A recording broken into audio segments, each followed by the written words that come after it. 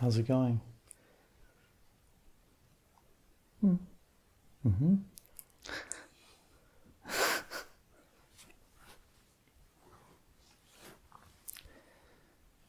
Like,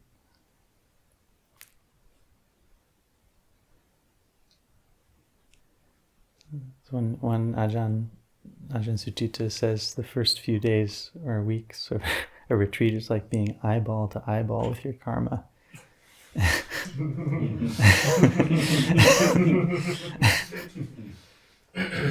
to eyeball with your karma.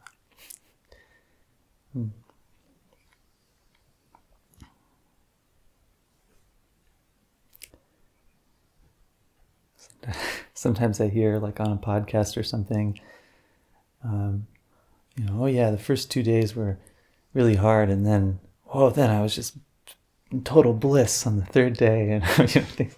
And I don't know. Sometimes maybe, and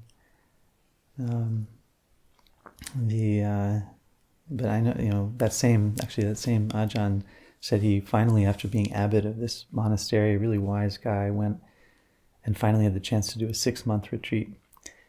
And he thought, I'm going to go do this retreat. I'm going to get so concentrated. It's going to be so wonderful. And he just, he had a very balanced attitude of mind, a lot of spaciousness, but he just listened to every song he'd ever heard run through his mind for like many months. And eventually things did settle down, but it was like a long time.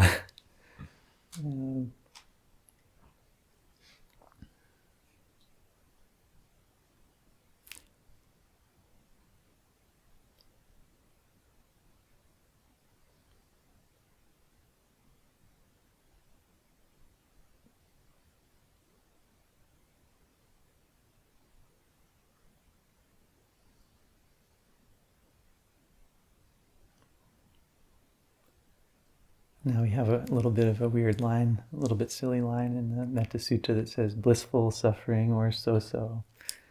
So we have some so-so beings, suffering beings, blissful beings. We can have metta for them. And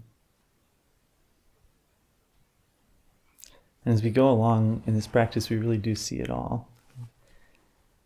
I find myself wanting to say, blissful states are really nice, and they do come sometimes, but I honestly care less than ever about those arising in meditation.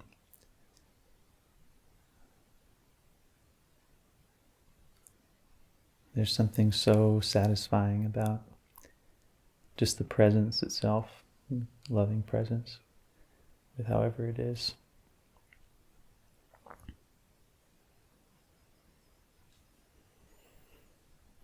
I think that's the real training in this kind of situation and on this path.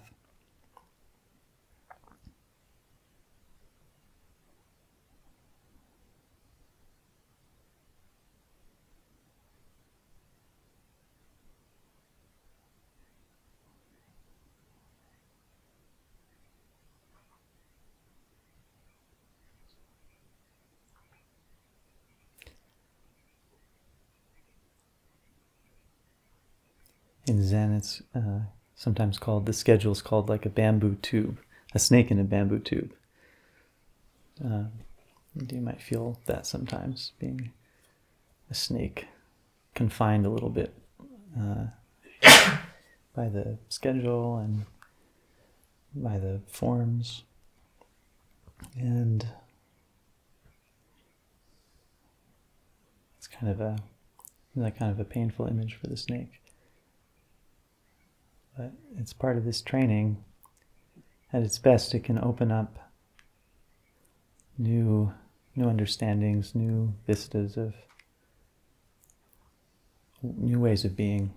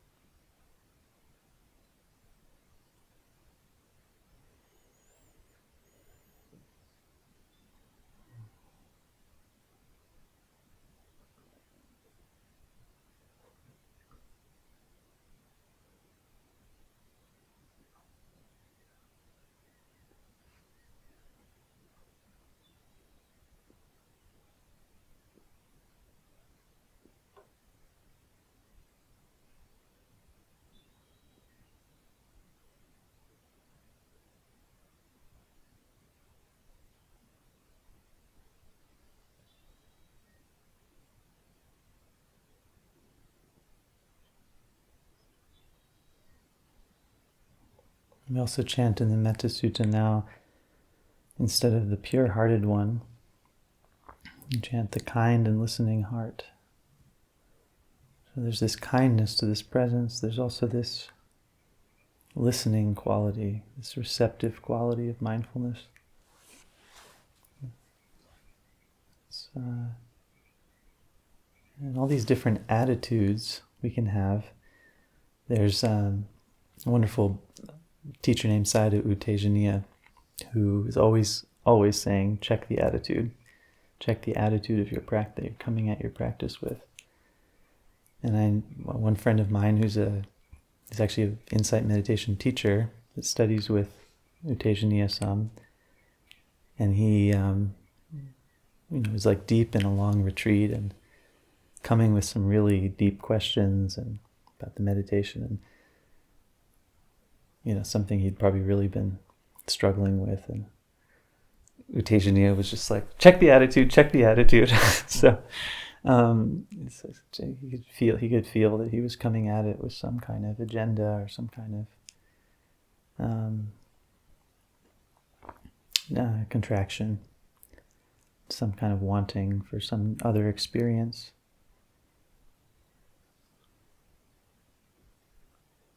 And that's this dissatisfaction that really this practice is aimed to undo and can be undone simply through letting go, just spaciousness with what is.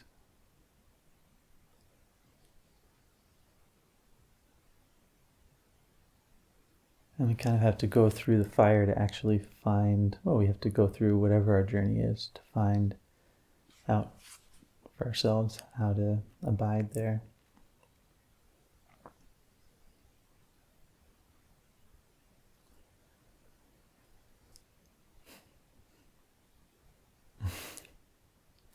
It's nice to see you laughing sometimes, Sean. Sometimes when I look at you, you're laughing. I want to laugh with you. So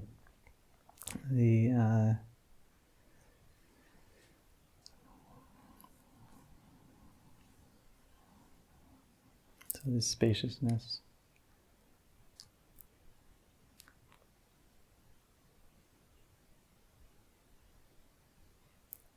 There's room for you here. There's room for you in this spaciousness. It's kind of ventilation or space for you. Whatever is arising, suffering, blissful, or so-so.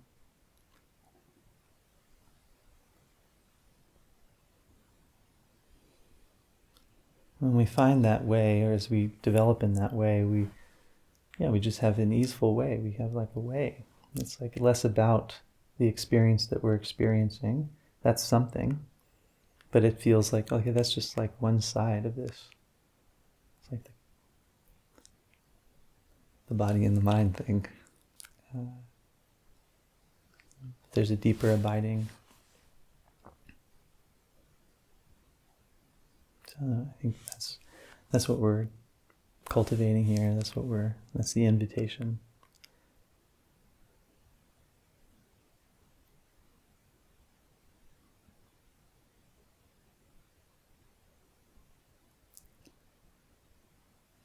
And sometimes it can feel like walking into a raging fire.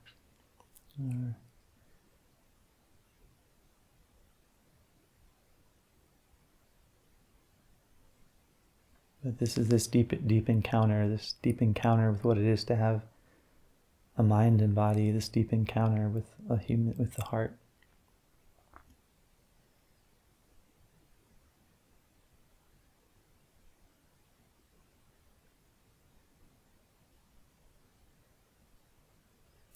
Really get to know the difficulties.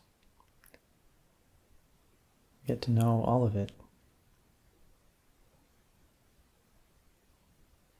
And listening is the key to that. So don't be in a hurry to have some other experience that will only inhibit your listening capacity.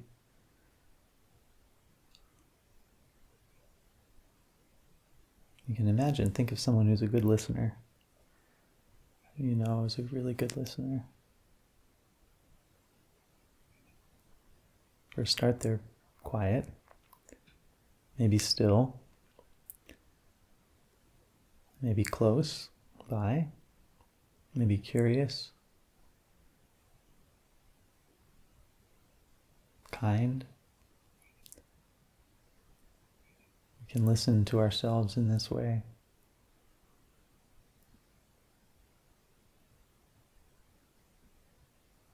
Not be too pushy.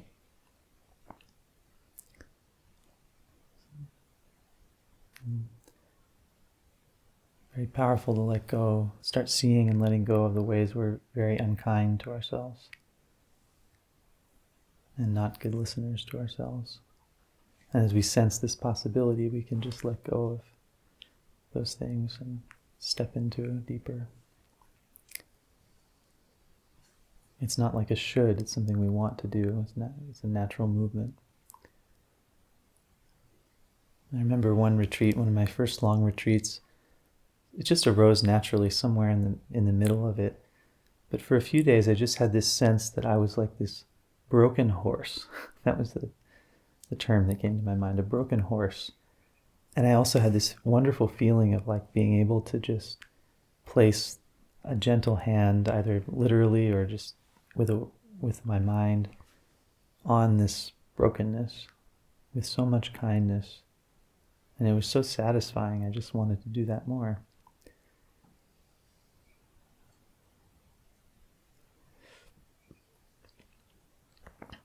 And it took weeks of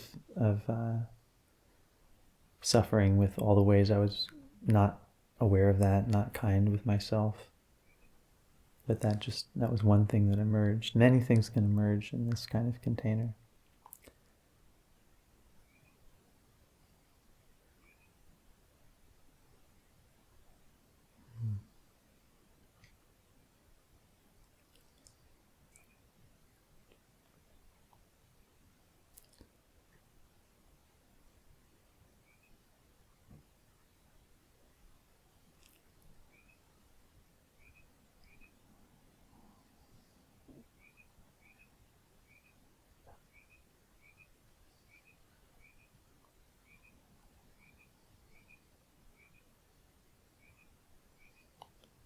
You can listen right now, listening to not just the words I'm saying, but listen to the whole situation, listen to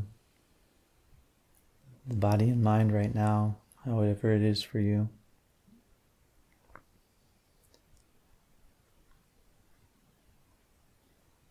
Perhaps letting this posture be a position of listening, deep listening.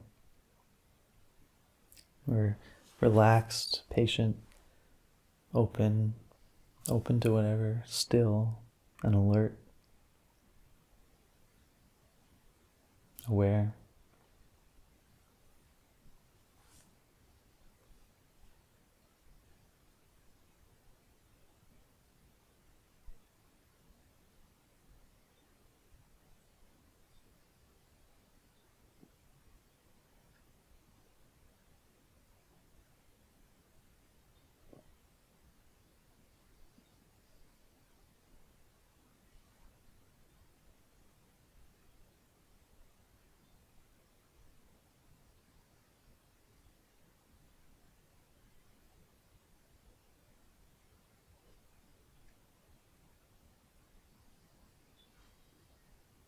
Making space for whatever ever comes.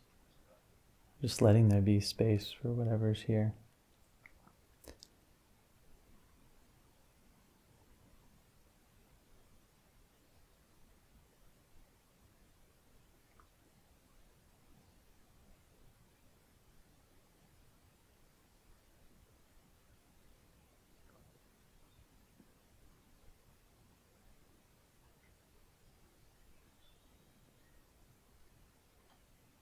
And you can check the attitude in this way, like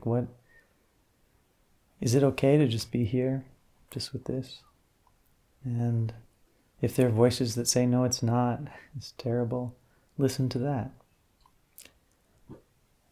listen to that, or these are all like voices to listen to.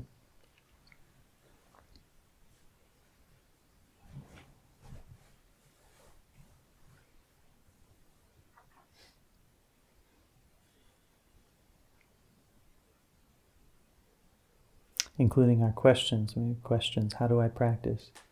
How do I practice? What is the practice? And all kinds of things. The secret is just to listen to these too.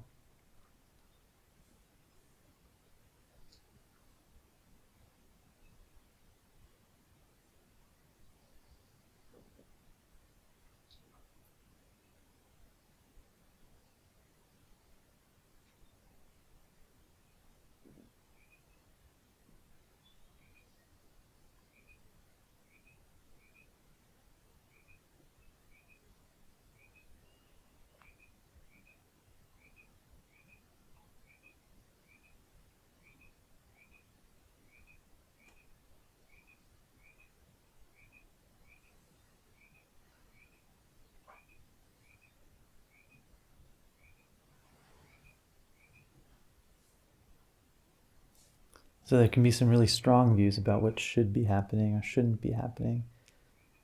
But these really are a hindrance to our listening, to really settling back into a continuous and relaxed, receptive, loving presence with the whole range of experiences that come. Beautiful experiences will come in our meditation, in our life, and difficult experiences will come in our meditation, in our life. So-so experiences will come, and everything else.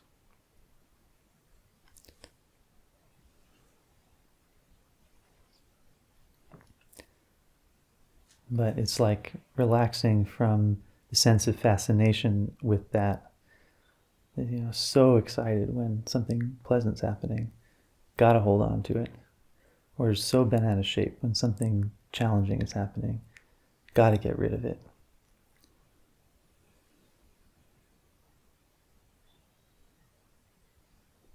This is what we can really relax and listen to this.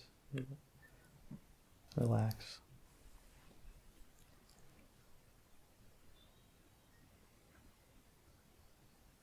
Welcome joys and sorrows.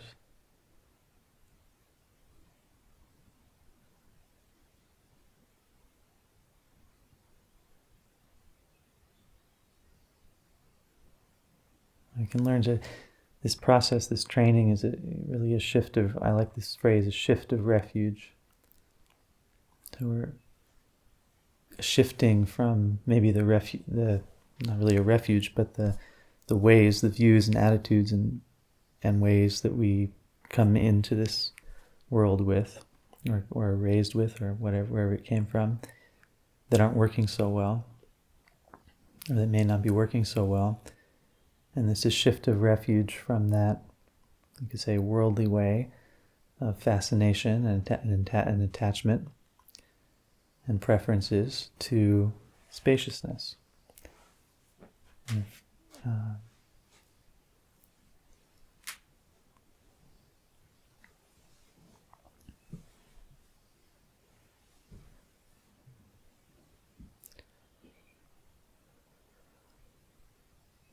And I suspect that the intention you have here could be expressed in many different ways, but there's an intention to go in that direction. There's an intention to cultivate this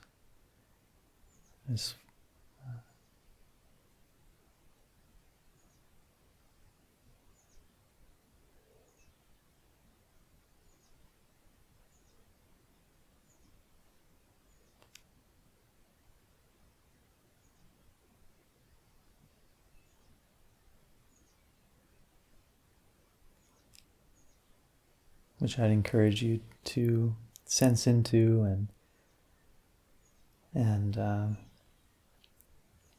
go for, nourish. Conditions are here to nourish that movement of the heart, that direction.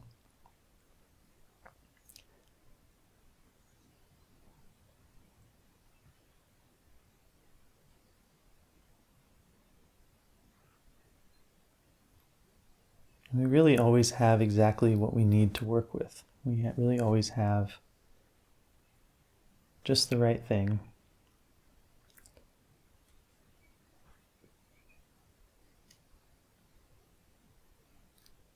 You know,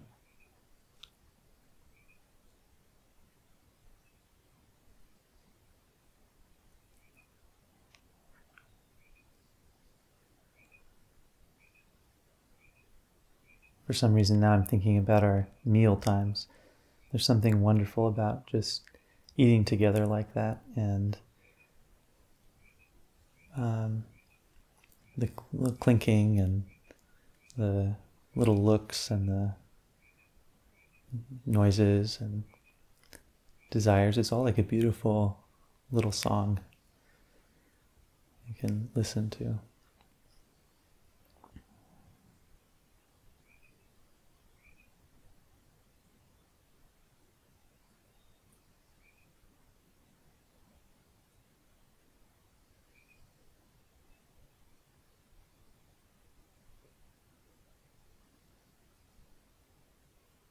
All the little desires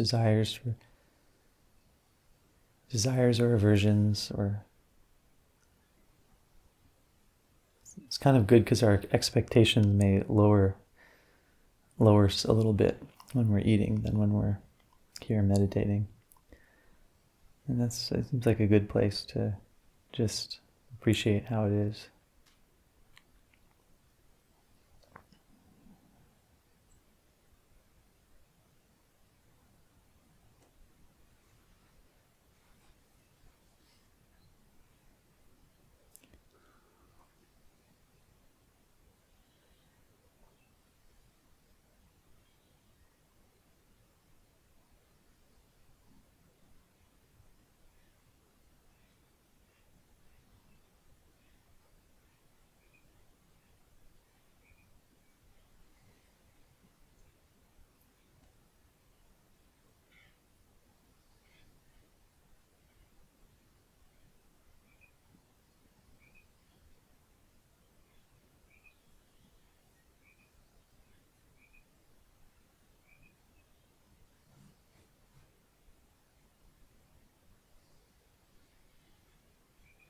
A kind and listening heart.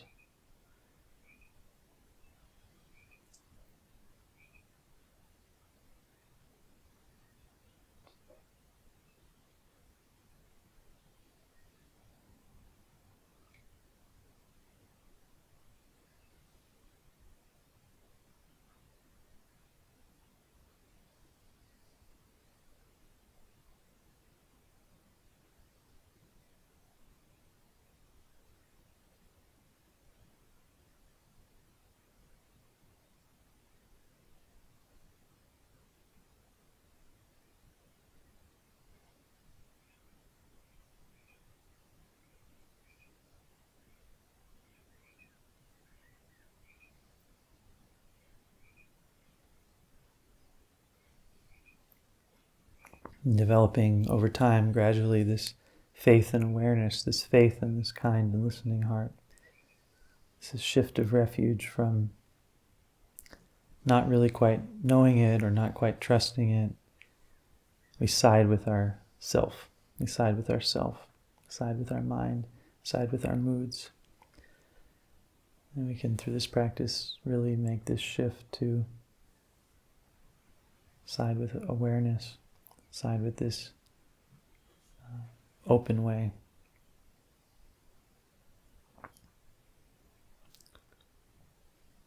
It says yes to this, whatever this is. It says it has confidence that that's the way. Say yes to this. Wholehearted yes. Wholehearted, total yes to this, and this, and this.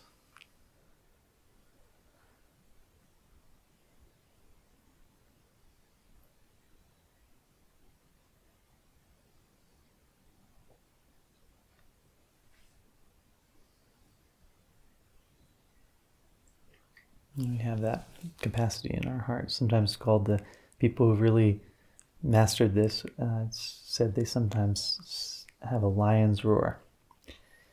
And that's what the lion's roar is. It's a lion's roar of yes, wholehearted yes to this. I really trust this.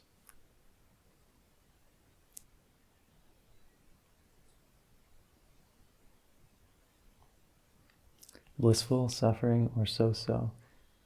I like that line more and more. That was Andres' contribution in the coffee shop.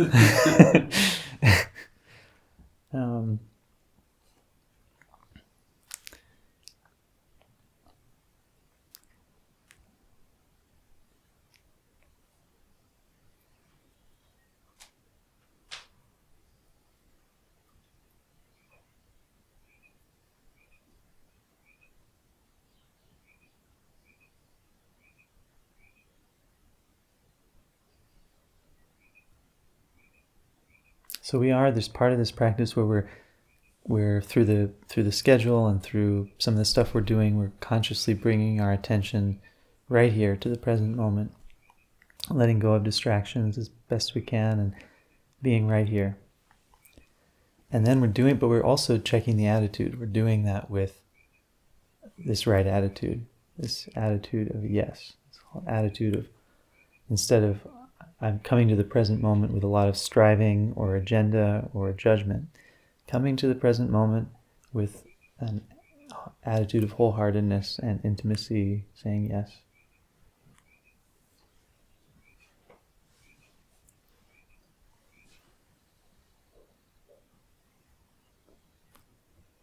And we're already in the present moment. You don't really have to come there. It's really about opening up to how it is, actually what's happening now.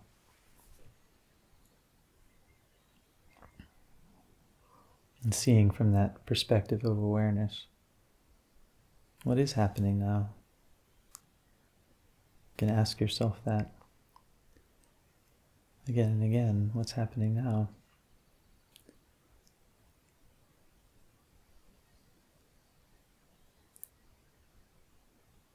And then wholeheartedly experiencing the experience that's being experienced.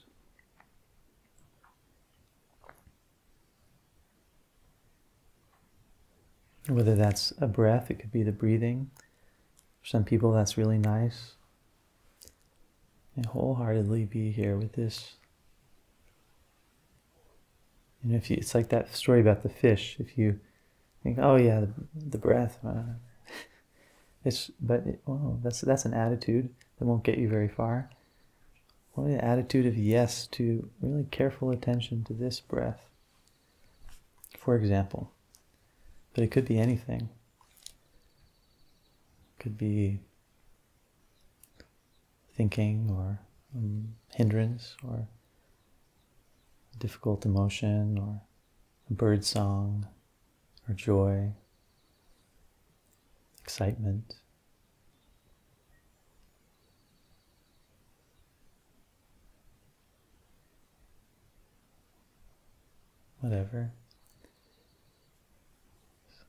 Whatever's happening now is good.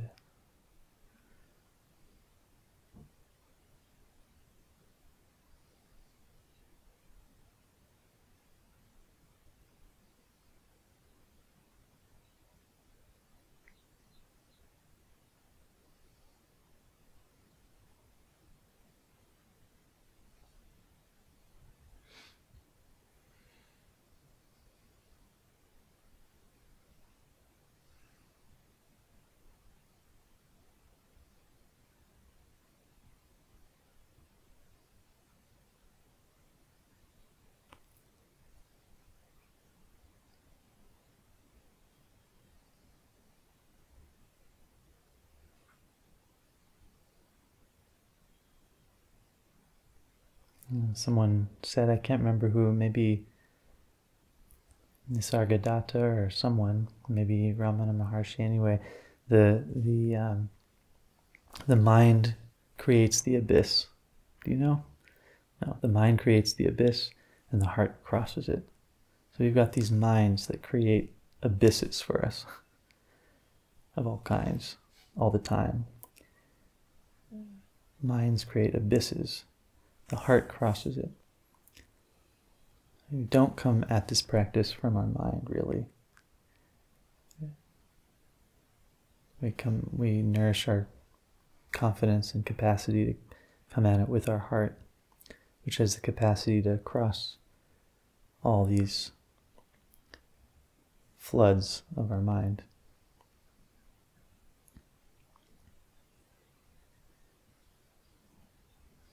It's in Dharma, it's sometimes called the island. Nirvana is the island in the midst of the floods. It's this island. And listening is the path. Listening really is it. But listening, mindfulness, the path to the deathless.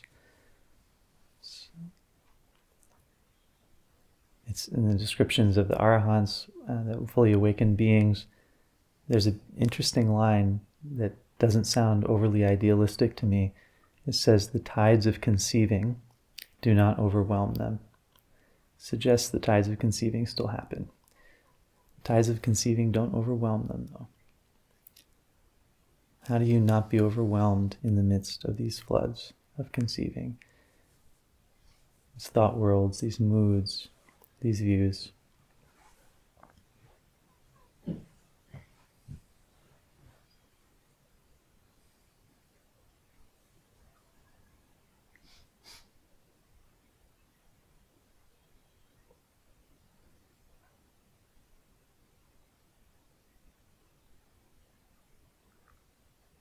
Whether if we feel disheartened right now or encouraged, maybe we feel really encouraged and full of faith.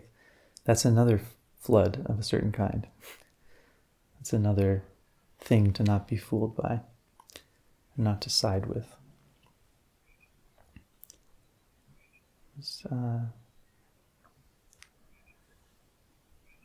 Some old Zen master said, don't side with yourself.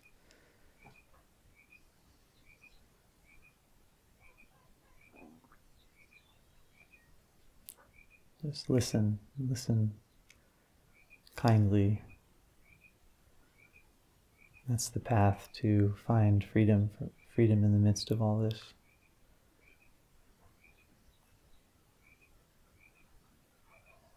We're training this capacity to settle back deeply.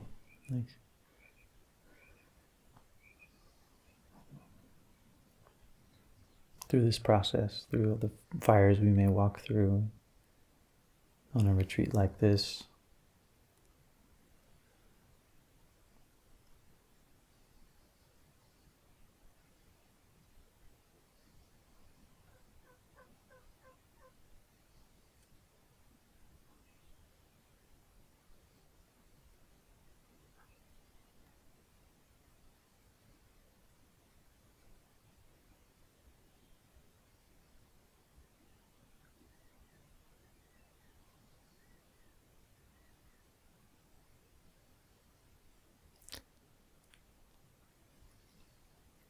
So getting curious, turning towards whatever may be present, remembering this teaching that here is the place to pay attention, here is the place to love.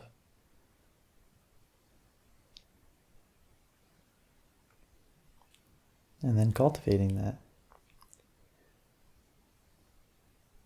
Really just letting things be as they are, deeply.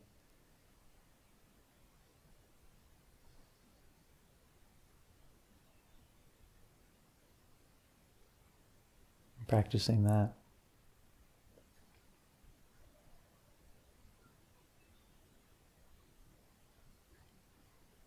And see all the ways we have trouble doing that, all the struggle and the layers, and really it's just the same practice fundamentally with all of this. You have to do it, but it's the same practice to listen to that, to love that, to not be fooled by that. Here, this too, this struggle is the place to not be caught. This struggle is the place to open. This struggle is the place to love.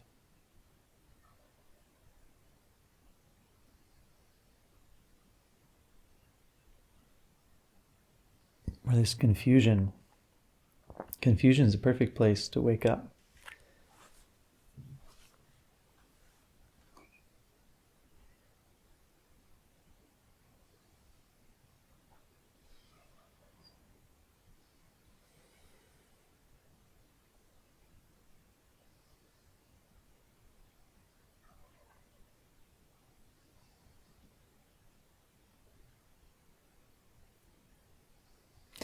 There's a story that has been very meaningful to me that I'll tell you now.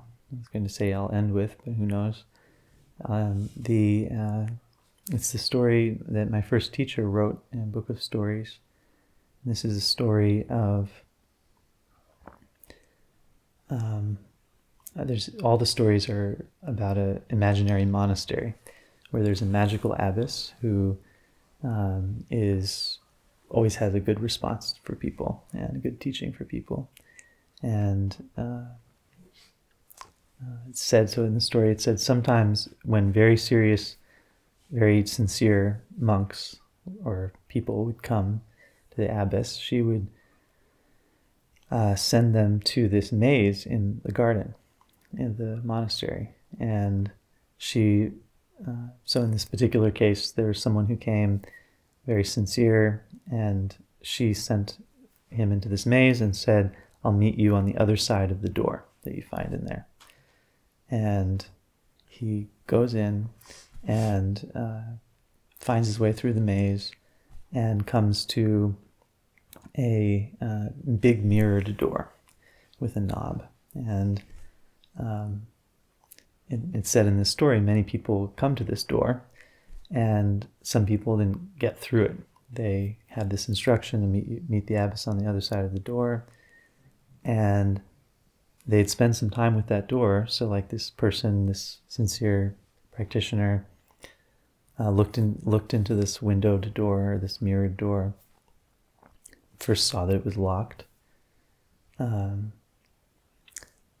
then experienced many things. At one point sees his parents standing there, kind of this eerie sight. And another time becomes filled with conceit, looking at his reflection and thinking, wow, I'm on this great Buddhist path. And another time just pure frustration, trying to dig around this door, trying to break it. Somehow none of this worked. But in this case, the person was able to get through when he got still and just calmed down a little bit and looked calmly. And then a wonderful realization arose in his mind, that the reflection is of me, but I am not the reflection. That was what arose. The reflection is of me. I am there, I'm here, but I am not the reflection. Something let go. And then he reached out his hand very gently and turned the knob, and it opened. Swung open gently into this garden, beautiful garden. And the abbess was standing there smiling and holding 2 shovels. And that's the end of the story. So this speaks to this encounter, all the different things that can arise, but the key to this door, which may only arise when we've gone through this trial and calmed down a little bit, and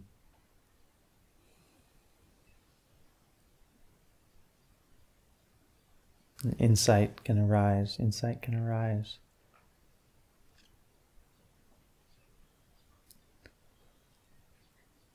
I am not this. I am this, I'm not this. Same time. Another way to say this, we make space. Really just make space and stop struggling. And with that kind of heart, we can reach out and turn the knob and unlock this door. With that kind of heart, we can enter.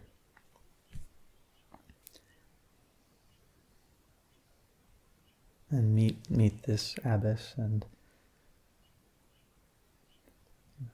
get to work in this garden in the way we want to.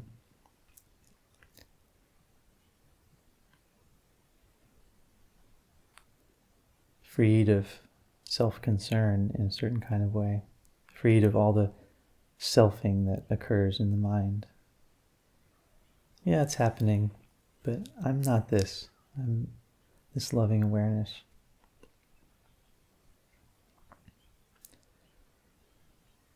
The heart crosses it. The mind makes the abyss. The heart crosses it.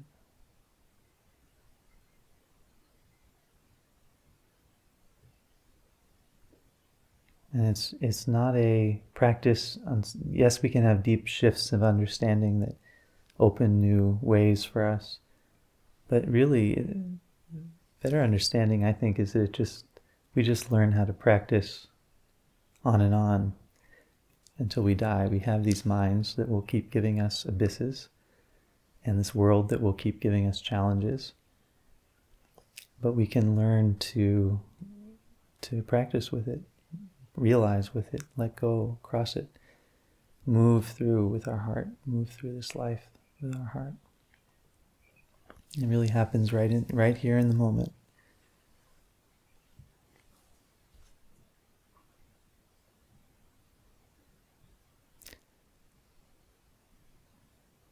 Everything's calling for compassion, and everything is an opportunity to give that gift.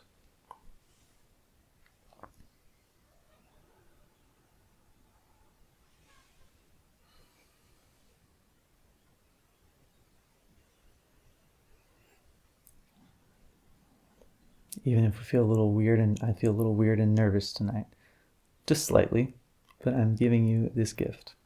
That's my practice. And I appreciate you, and I appreciate this adventure we're kind of going on. Not kind of, this adventure we're going on together. And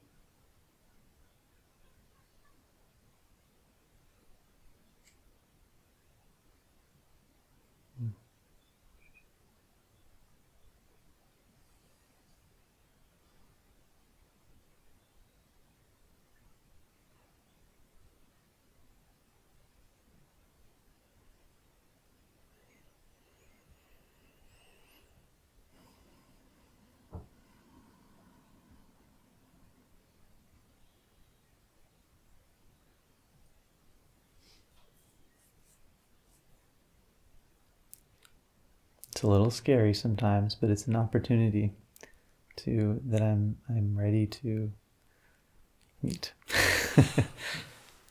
Ready or not.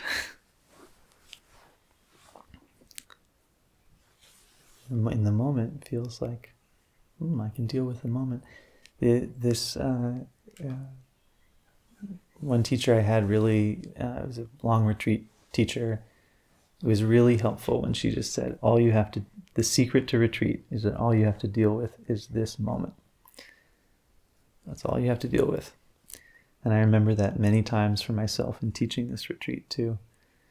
Can be hard. But I remember again and again, it's just, the mind makes up some story that it's hard. But right here, right now, can I be with just this? Yes. So that's the secret.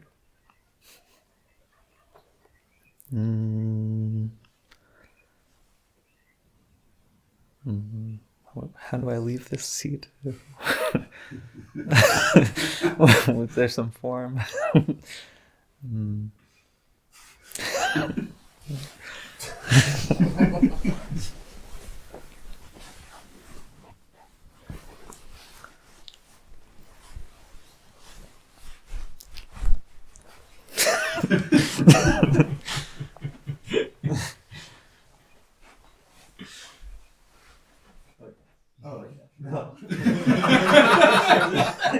Where's the bell?